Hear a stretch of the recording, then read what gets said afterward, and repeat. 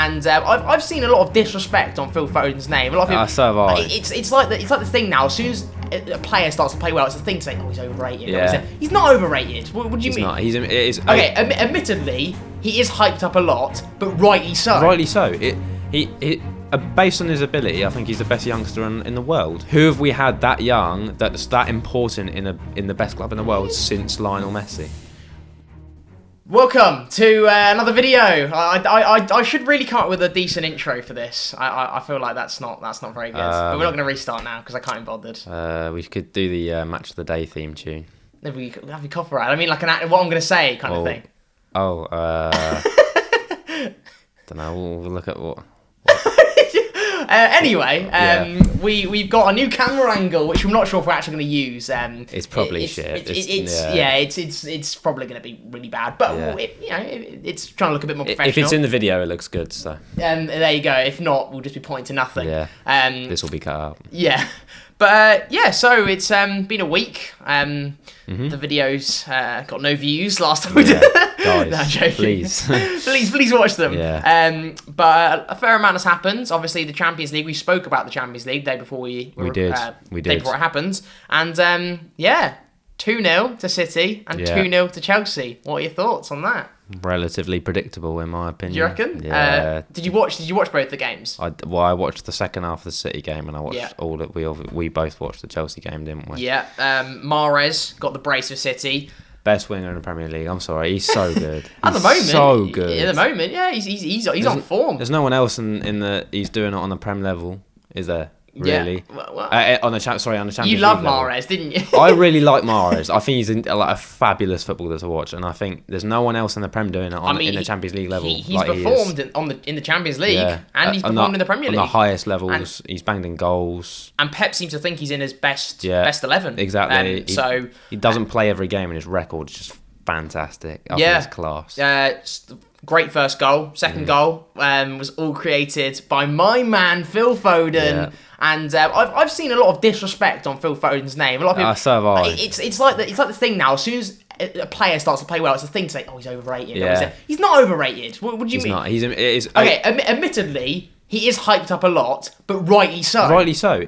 Based on his ability, I think he's the best youngster in the world. But he's got. That's a big claim. Yeah, but he's got ability, like technical ability, that I feel like Mbappe and Haaland don't have. This is the thing as well. Also, is there's definitely a debate for that. I've seen many people saying he's better than in terms of like just technical ability. The way he takes the ball in the half turn. Yeah. Oh my god, his vision, there's movement. His touch. Yeah. His touch. His first touch is impeccable incredible every single time. His vision. His final product is always pretty good. His finishing does need brushing. Yeah, I would say his finishing, that was one of his but the thing is, he scored some great goals. Yeah. But I think his finishing, he lacks a little bit of composure. I think, in the box. Yeah, but he's not. He's Mbappe, but he's a youngster at the end of the day. Don't forget, he's still really young. And Mbappe and Haaland are considered as forwards, strikers. Exactly. Phil Foden is a creator, a midfielder, creative midfielder. Supposedly you could say he could play in a sort of number 10 cam role, but he's been playing on the wing. Left wing. And to stand out in that City team, especially, it's hard. They're now reliant on him and how good he is. Yeah. At the age of what? Was he 18, 19? No, Phil Foden's 20, I think. Oh, okay. Well, okay, whatever. To be reliant on in arguably the best team in the world. I think not arguably. I think it is the best team in the world at the moment, especially if they go and win the Champions League. At that age. Who's done that? Messi? You're comparing Phil Foden to Messi? No, I'm saying, who have we had that young, that's that important in the best club in the world since Lionel Messi? I probably couldn't tell you off the top of my head. No, there were people in the comments. Wayne Rooney. Let us know. We want to hear what you have to say in the comments. Yeah, give us a few more players. But yeah, please. this City team exceptional at the moment. Phil Foden's such a crucial part of that. He is hyped up a lot, especially because he's English as well. Yeah, People want him to perform for England. We got some great English youngsters. Greenwood's incredible. He broke the record. Did you see? Yes, he did. Yeah. I think Greenwood is up there. Not on par, but I think he's very close to being on par with Foden. There's no one with his ability. Mason Greenwood's when last season Mason Greenwood played against Bournemouth. I think he's got a brace. He's just so good. His finishing is so natural to him. It's 19 years old. You see his goal against Villa. Did you see it? Yes, I did. He took it on the turn. The first thing he doesn't even look at the goal. Just he knows where it is. Bottom corner straight away. Left foot, right, both feet. He's both footed, and you don't get that in footballers nowadays. He really is. You really don't. Also, Mason Mount, which we touched on in the last video, which brings us to the Chelsea Real Madrid game. And Chelsea, we wanted Chelsea to go through. They absolutely they destroyed Real Madrid. The thing is though, they just played the game really well. They didn't like flood forward, and they got quite a lot of chances, but they didn't like. It wasn't like hitting the post every minute, No, it's They just managed the game incredibly well. Yes, they did manage the game well, and defensively they're very good. Admittedly, I do think I think that yes, Real Madrid were very poor. Yeah, they don't get me wrong, they were very poor, awful. but. Also, that doesn't discredit what Chelsea have done in the game, because Chelsea managed the game really, really. They're pressing really, really well. They're high intensity, and there was no rash decisions made in that team at all. I was speaking to Growth about it after the game. Another Chelsea fan that we mentioned was very deluded. He is very deluded. Because there's some people say Chelsea's football's boring.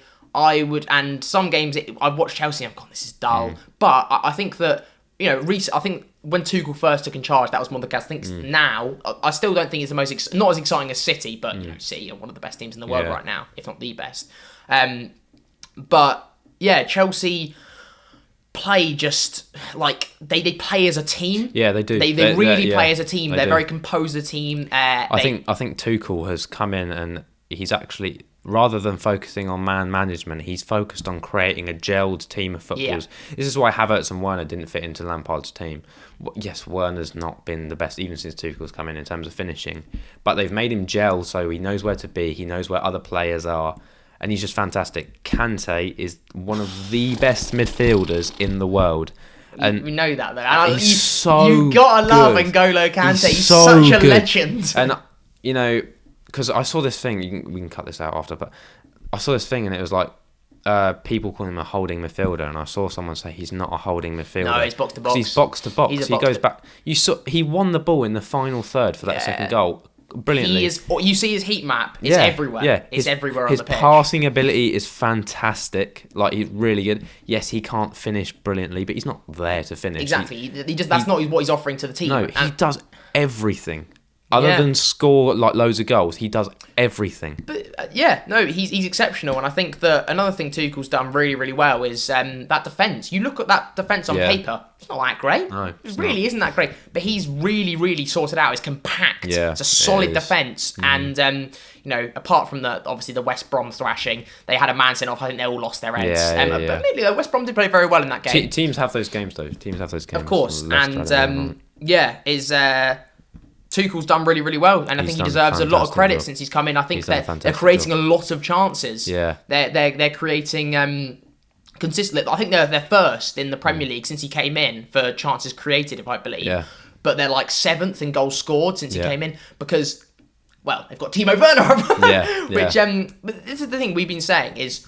Werner is not a good finisher. No. It hasn't been at Chelsea, let's say that. I didn't watch much of him I didn't watch any of him at Leipzig, I'm going to be honest. But he scored a lot of goals, so there's an argument there. So what, I don't know what the deal is here. Obviously, I think a big thing is confidence. A massive thing is confidence. It's got to be. Because there's no... You can't score that many goals and not be able to finish.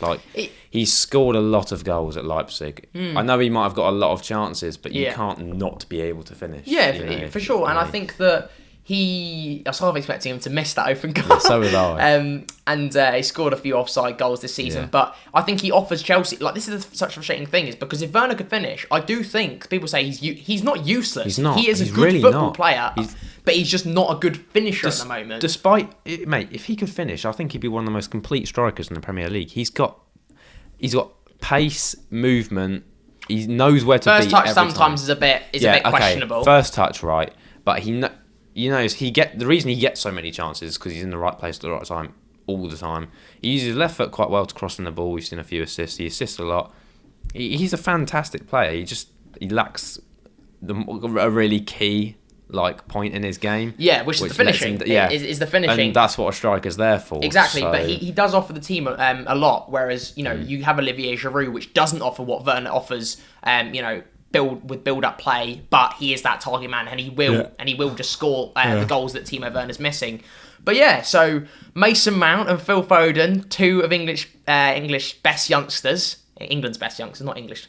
Two of England's best youngsters are in the Champions League final, and we were only meant to talk about this for a little bit, and I've realised this video is going to be quite long. So what we might do is we might make this into two separate videos, because I have rambled on, and there is more we want to talk about. Yeah. And you know, who doesn't want more videos? Yeah. But consistency. To sort of conclude this as well. Who's going to win the Champions League? Who's going to win the Champions League? That was going to be my question. City. I know Chelsea won the other day, and I know they've won twice against them, but City are a better team. I believe that. I believe City will win. I think that this is the thing though, because despite them losing twice to them, and this is the thing, I think it's gonna be close. Don't get me wrong, I think it'll be a very close game, but you have to remember, in both games, admittedly in the the FA Cup game, I think that the team that, even though it was a strong team for City, they didn't perform. Let's just be honest, they didn't perform. Weren't